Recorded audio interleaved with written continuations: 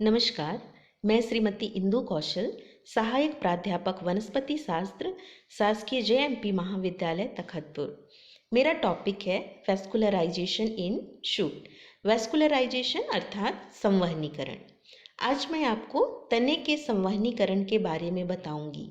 यह topic BSc second year के syllabus से है। BSc फर्स्ट ईयर और BSc सेकेंड ईयर के बहुत से चैप्टर में तने एवं जड़ की आंतरिक संरचना का वर्णन किया गया है, जिसके लिए संवहनीकरण का ज्ञान होना आवश्यक है। तो सबसे पहले हम देखते हैं कि ये संवहनीकरण होता क्या है।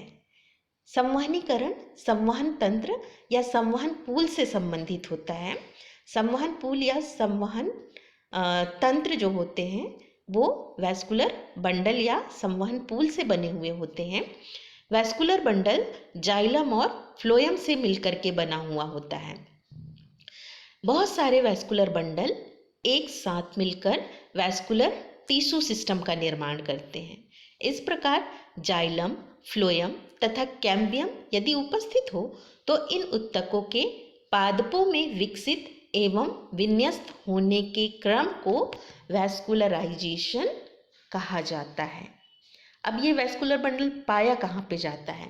जैसे कोई तना होता है, ये तना है, इस तने का यदि हम ट्रांसफर सेक्शन काटते हैं और उसकी आंतरिक संरचना का अध्ययन करते हैं तो आंतरिक संरचना हमें इस प्रकार से दिखाई देगी, जिसमें सबसे बाहर की ओर एपिडर्मिस होती है, फिर कॉर्टेक्स होता है, उसके अंदर एंडोडर्मिस, उसके अंदर पेरिसाइकल और सबसे अंदर की ओर वैस्कुलर बंडल होते हैं। यही वैस्कुलर बंडल जाइलम और फ्लोएम से मिलकर के बना हुआ होता है और इस वैस्कुलर बंडल में कैम्बियम या तो उपस्थित होता है या अनुपस्थित होता है। अब इसके बाद हम देखते हैं एलिमेंट्स ऑफ वैस्कुलर बंडल।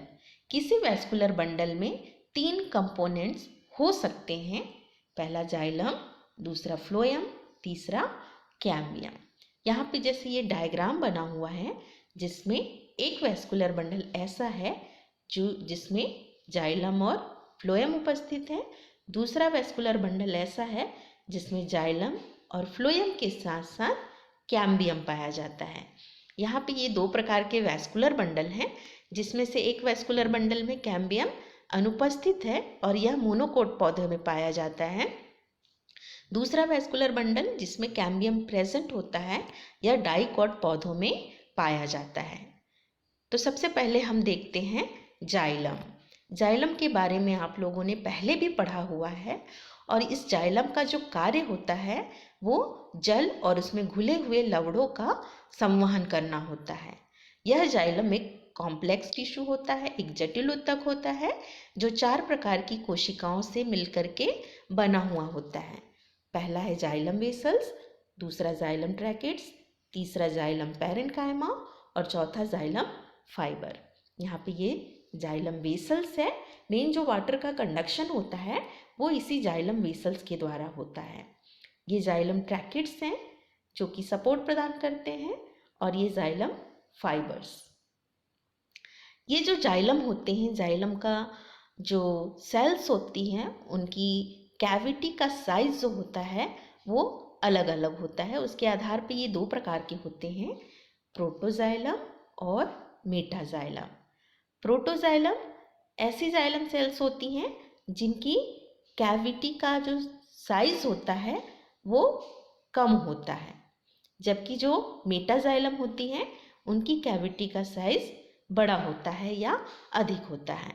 इस प्रकार से हम कह सकते हैं कि कम व्यास वाली जाइलम की सेल्स प्रोटोजाइलम कहलाती है, जबकि अधिक व्यास वाली जाइलम की सेल्स को हम मेटाजाइलम कहते हैं। इस जाइलम ये जो जाइलम है प्रोटोजाइलम और मेटाजाइलम की पोजीशन के आधार पे 3 प्रकार के होते हैं, एंडार्क, मेसार्क और एक्सार्क। तो पहले हम देखते हैं एंडार्क।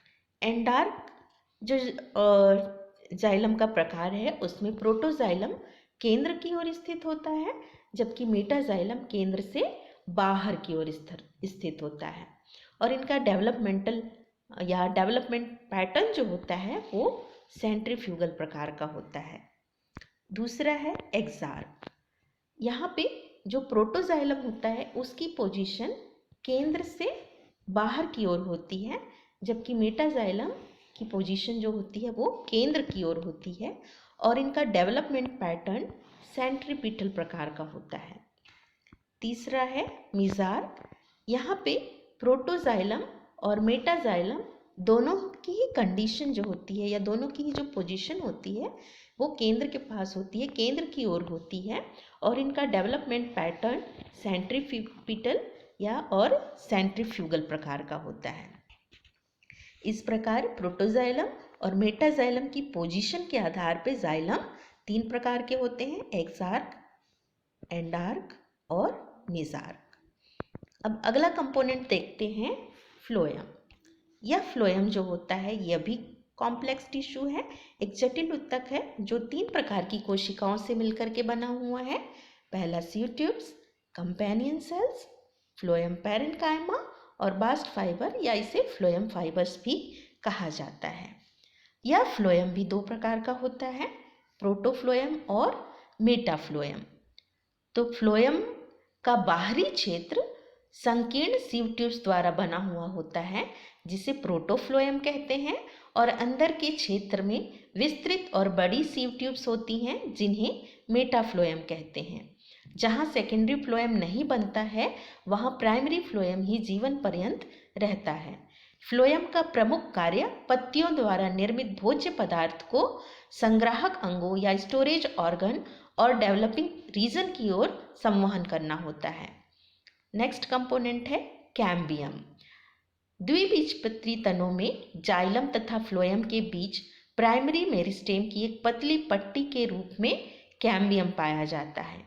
यह कैम्बियम जीवित एवं आयताकार होती है। इनकी भित्ति भी अपेक्षाकृत पतली होती है। कैम्बियम में 2 प्रकार की कोशिकाएं होती हैं, पहला फ्यूजिफॉर्म इनिशियल और दूसरा रेडियल इनिशियल। यह फ्यूजिफॉर्म इनिशियल्स जो होती हैं वो लंबी कोशिकाएं होती हैं, जैसे यहाँ पे डायग्राम में भी आप देख सकते हैं। ये फ्यूजिफॉर्म इनिशियल की सेल्स है और इन सेल्स का जो आकार है वो इलोंगेटेड होता है। दूसरा है रेडियल इनिशियल या रे इनिशियल्स। ये आइसोडायमेट्रिक सेल्स होती हैं।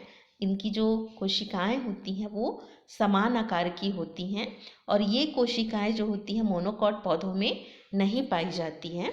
मेन जो कैम्बियम होता है उसकी वजह से पौधों में सेकेंडरी टिश्यू का निर्माण होता है। सेकेंडरी टिश्यू जैसे सेकेंडरी जाइलम और सेकेंडरी फ्लोएम का निर्माण होता है।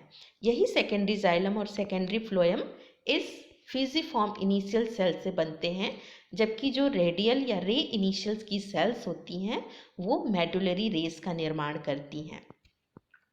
इसके बाद हम देखते हैं ये जो वैस्कुलर बंडल हैं वो कितने प्रकार के होते हैं। विभिन्न अंगों या ऊतकों का बना वह तंत्र जो संवहन का कार्य करता है संवहन तंत्र या वैस्कुलर सिस्टम कहलाता है। पौधों का वैस्कुलर सिस्टम अनेक छोटी छोटी समान इकाइयों का बना हुआ होता है जिन्हें वैस्कुलर बंडल कहते हैं। प्रत्येक वैस्कुलर बंडल जाइलम फ्लोएम का बना हुआ होता है और इसमें कैम्बियम उपस्थित हो सकता है अथवा अनुपस्थित होता है। तो इसी कैम्बियम की उपस्थिति और अनुपस्थिति के आधार पर जाइलम जो हैं 3 प्रकार के होते हैं। पहला है रेडियल, दूसरा कंजॉइंट। यह कंजॉइंट वैस्कुलर बंडल 2 प्रकार का होता है, कोलेट्रल और बाइकोलेट्रल। कोलेट्रल वैस्कुलर बंडल भी 2 प्रकार के होते हैं, कोलेट्रल ओपन वैस्कुलर बंडल और कोलेट्रल क्लोज्ड वैस्कुलर बंडल। तीसरा है कॉन्सेंट्रिक। कॉन्सेंट्रिक वैस्कुलर बंडल भी 2 प्रकार का होता है, एम्फिक्राइबल और एम्फीवेसल। इस प्रकार जो वैस्कुलर बंडल हैं वो 3 प्रकार के हैं, रेडियल, कंजॉइंट और कॉन्सेंट्रिक। तो सबसे पहले हम देखते हैं रेडियल वैस्कुलर बंडल। रेडियल प्रकार का जो वैस्कुलर बंडल होता है इसमें जाइलम और फ्लोएम एक दूसरे से अलग अलग भिन्न भिन्न त्रिज्याओं पर एकांतरित क्रम में स्थित होते हैं। जैसे यहाँ पे आप डायग्राम में देख सकते हैं, इस यहाँ पे जाइलम है, ये फ्लोएम है, ये जाइलम है, फिर फ्लोएम है, ये जाइलम। तो इस तरीके से जाइलम और फ्लोएम अलग अलग त्रिज्या पे हैं और अल्टरनेट है, एकांतरित क्रम में है। इस प्रकार का जो वैस्कुलर बंडल होता है वो जड़ों में पाया जाता है। दूसरा है कंजॉइंट। तो कंजॉइंट में सबसे पहले हम देखेंगे conjoint collateral and open vascular bundle. Conjoint vascular bundle जो होते हैं उनमें जाइलम तथा फ्लोएम एक ही त्रिज्या पर एक दूसरे से जुड़े हुए स्थित होते हैं। तो सबसे पहले जो collateral and open vascular bundle है वो देखते हैं। Conjoint collateral open vascular bundle में जाइलम और फ्लोएम के बीच में कैम्बियम पाया जाता है। कैम्बियम की उपस्थिति के कारण ही vascular bundle open vascular bundle कहलाता है। तो इस प्रकार जो conjoint collateral open vascular bundle होते हैं उसमें जाइलम और फ्लोएम एक ही त्रिज्या पे होते हैं, जुड़े हुए होते हैं और बीच में कैम्बियम पाया जाता है और यह डाइकॉट पौधों में पाया जाता है। दूसरा है conjoint collateral closed vascular bundle. या conjoint collateral closed vascular bundle में जाइलम और फ्लोएम जो होते हैं एक ही त्रिज्या पे होते हैं, एक दूसरे के पास पास एक दूसरे से जुड़े हुए स्थित होते हैं, लेकिन इन वैस्कुलर बंडल में कैम्बियम नहीं पाया जाता है।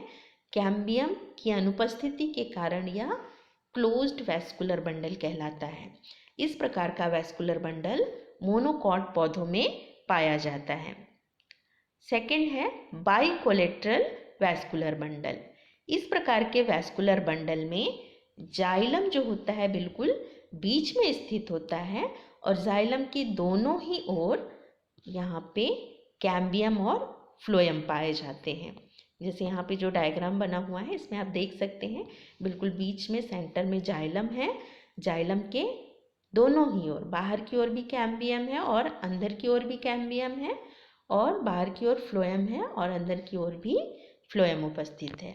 इस प्रकार का जो वैस्कुलर बंडल होता है वो बाइकोलेटरल वैस्कुलर बंडल कहलाता है और यह कुकुरबिटेसी, सोलेनेसी, कन्वोलुलेसी फैमिली के पौधों में पाया जाता है। तीसरा है कॉन्सेंट्रिक। इस प्रकार का जो वैस्कुलर बंडल होता है वो जाइलम और फ्लोएम से बना हुआ होता है और इसमें या तो जाइलम फ्लोएम से घिरा हुआ होता है या तो फ्लोएम जाइलम से पूरी तरीके से घिरा हुआ होता है। अर्थात यह वैस्कुलर बंडल बंद प्रकार का होता है जिसमें कभी भी कैम्बियम नहीं पाया जाता है। यह दो प्रकार का होता है, कॉन्सेंट्रिक एम्फीक्राइबल वैस्कुलर बंडल। तो पहले हम देखते हैं कि ये कॉन्सेंट्रिक एम्फीक्राइबल वैस्कुलर बंडल किस प्रकार का होता है। इस एम्फीक्राइबल वैस्कुलर बंडल में सबसे सेंटर में या बीच में जाइलम होता है और यह जाइलम चारों ओर से फ्लोएम से घिरा हुआ होता है। तो इस प्रकार का जो वैस्कुलर बंडल है इसमें कैम्बियम अनुपस्थित होता है और यह सिलेजिनेला और लाइकोपोडियम जैसे पौधों में पाया जाता है। दूसरा प्रकार है एम्फीवेसल कॉन्सेंट्रिक एम्फीवेसल वैस्कुलर बंडल। यह वैस्कुलर बंडल एम्फीक्राइबल वैस्कुलर बंडल की तुलना में जस्ट उसके अपोजिट या विपरीत होता है। यहाँ पे सेंटर में फ्लोएम होता है और यह फ्लोएम जाइलम के द्वारा चारों ओर से घिरा हुआ होता है। इस तरीके से फ्लोएम चारों ओर से जाइलम से घिरा हुआ होता है और इसमें भी कैम्बियम नहीं पाया जाता है। इस प्रकार जो तने होते हैं उन तनों में विभिन्न प्रकार के वैस्कुलर बंडल पाए जाते हैं और ये वैस्कुलर बंडल जिनका कार्य होता है जल एवं खनिज लवण या भोज्य पदार्थों का संवहन करना। आशा करती हूँ आपको यह टॉपिक समझ में आया होगा। धन्यवाद।